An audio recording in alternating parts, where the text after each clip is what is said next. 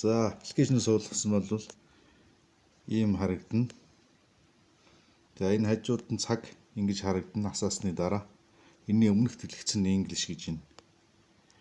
За энэ English гэсэн энэ дээр дараад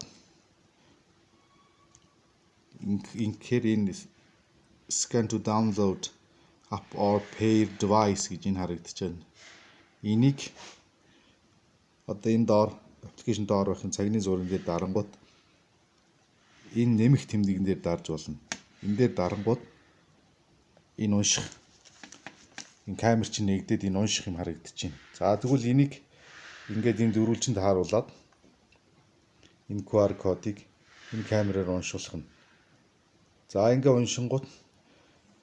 уншуулангууд ингээд уншаад одоо энэ цагч нь уцтай ч холбогдож байгаа гэсэн үг болчихж байгаа. За одоо ингээд хэсэг хугацааны дараа энэ цаг маань энэ дээр холбогдох уу гэж гараад ирнэ. За энэ дээр нь дараад холбогдох. За энэ цаг нь утсан дээр бас холбох уу? За холбох. За тэгэнгүүт ингээд цаг утас хоёр ч холбогдоод ийм болж байгаа юм дэлгэцэн. За тэгээд эндээсээ тохиргоонуудаа хийн гэсэн үг. За одоо энэ жишээлбэл энэ утасны дуудлага энэ идэвхтэй харагдаж байна тийм ээ. Энийг сэргээж болно. Энэ мессеж мэдээлэл сэргээж болно. За энэ жишээтэй ингэж холбоно. За энэ зүрхний хяналт гэж энэ энийг enable болгосон байна те.